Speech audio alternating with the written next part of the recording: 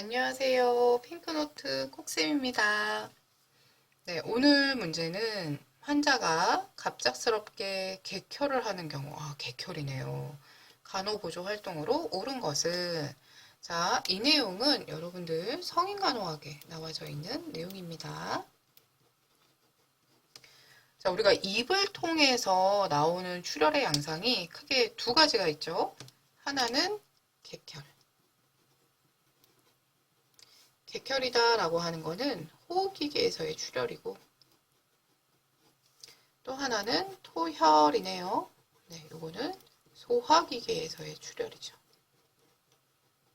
우선 두 가지의 양상을 먼저 여러분들이 좀 비교를 해보자면 우선 산도는 이 객혈이다라고 하는 거는 우리 몸의 혈액의 그 수소이온 농도 pH라고 하죠. 이게 약 알칼리예요. 그래서 보통 객혈 같은 경우에는 그 자체로 나오기 때문에 약 알칼리인 경우가 많아요. 자, 그 다음에 토열 같은 경우에는 소화기계에서 나오다 보니까 위산, 대부분 위에서의 출혈이 가장 많이 나오거든요. 그러면 위산하고 섞이는 경우가 많기 때문에 얘는 산성인 경우가 많아요. 자, 여기에서 pH 중성의 기준이 7.0이에요. 7.0보다 숫자가 커진다 그러면 알칼리. 7.0보다 숫자가 작아진다 그러면 산성. 이렇게 보시면 되겠습니다. 자, 그 다음에 섞여 있는 물질이 다르겠죠. 객혈은 호흡기계에서 나오니까 뭐 공기방울, 그러니까 기포 같은 것들이 좀 섞여 있거나 아니면 객담이 섞여 있다라면 토열은 음식물 찌꺼기가 섞여 있겠네요. 그리고 색깔도 좀 다르죠. 객혈은 정말 선홍색의 혈액이라면 토열 같은 경우에는 암적색, 좀 어두운 색깔이다라고 이야기를 하고 있습니다. 그리고 여기에서 또 이제 나오는 것 중에 대변 자멸 반응 검사 있어요.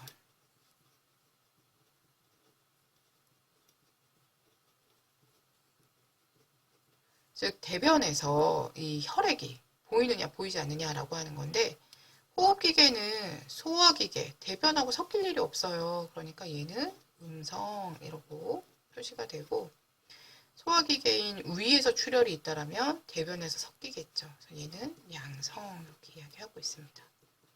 이거 말고도 여러 가지 나누는 기준이 있어요. 그래서 그 기준을 가지고 여러분들이 객혈과 토혈을 먼저 비교를 하시면 좋겠고 우리 지금 물어보는 거는 간호보조 활동이죠. 그래서 간호활동으로 내용을 좀 정리를 해보자면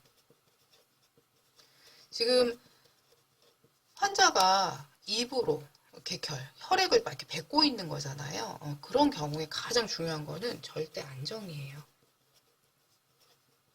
환자가 움직이게 되면 호흡기계가 더 활동을 하면서 출혈의 양이 늘어날 수 있기 때문에 절대 안정이 제일 중요하고요. 그 다음에 입으로 나오는 이 출혈에 의해서 환자가 기도가 막히면 안 돼요. 그래서 기도 유지해주는 거 굉장히 중요합니다.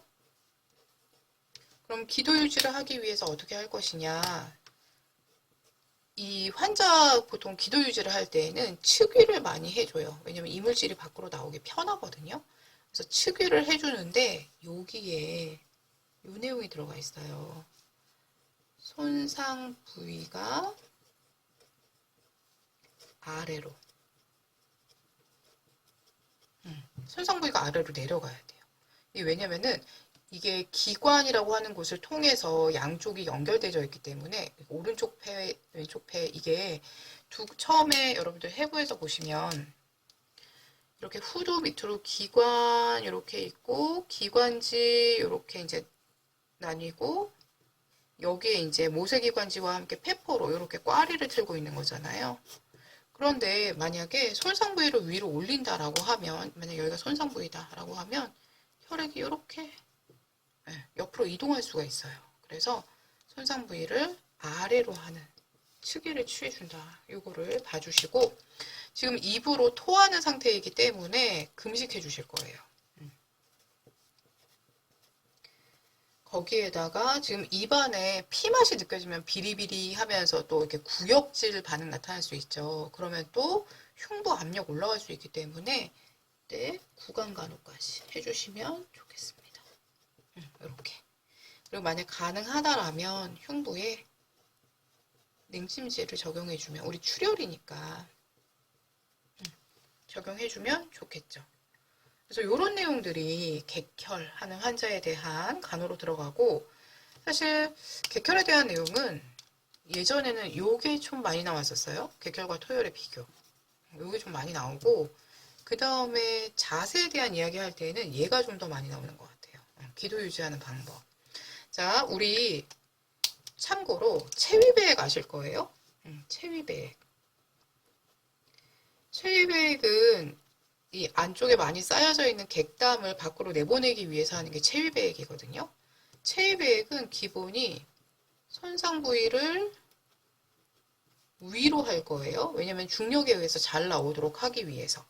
그런데 지금처럼 손상 부위를 아래로 하는 체위가 있어요. 이게 지금 처음에 대표적인 이 객혈이 있고 플러스 농흉. 자, 이렇게 나오면은 손상 부위 아래로 해야 돼요. 왜냐면 이 농흉이라고 하는 것도 옆으로 이동하면서 다른 부위에 또 문제를 일으킬 수 있기 때문에 이거는 세균 감염에 의한 거거든요. 그러니까 옆으로 이동해서 문제를 일으킬 수 있으므로 일반적으로 체위백은 손상 부위가 위로 가는 체위를 취해주지만 이렇게 객혈을 한다라던가 농흉이 있다라고 하면은 손상 부위를 아래로 한다라는 거. 이거 잘 기억해 주시기 바랍니다. 자, 내용은 간단하지만 문제 나올 때 좀 헷갈릴 수 있어요. 그래서 여러분들 잘 기억해 주시고 문제를 한번 풀어보겠습니다. 네, 예제입니다. 결핵 환자, 객혈하는 원인이 여러 가지가 있지만 보통 결핵도 많이 이야기하고 있죠.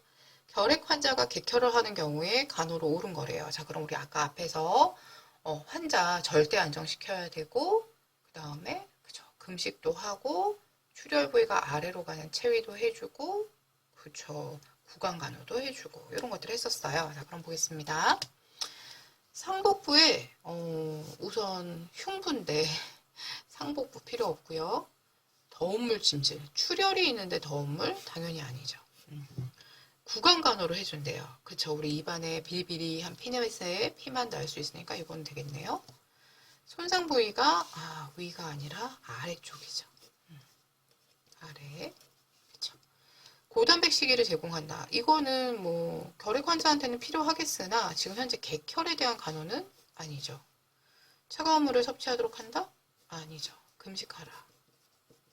그죠? 답은 2번입니다. 자, 객혈의 양상. 객혈은 아까 어디에서? 호흡기계에서 나오는 혈액이라고 했습니다.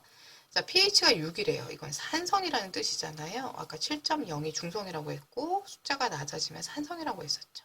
그래서 얘는 틀렸고요. 검붉은색 아니고요. 대변 자멸 반응 검사에서 양성은 아니죠. 이거는 소화기계 때 나오는 거고 소화기계에서 나오는 것도 아니고 거품이나 객담이 섞인 요게 맞습니다. 알고 나면 참 간단해요. 그죠? 네.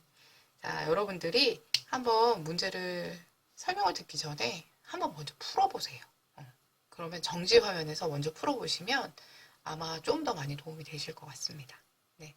수고 많으셨고요. 다음 시간에 좀 더 유익한 내용으로 뵙겠습니다. 감사합니다.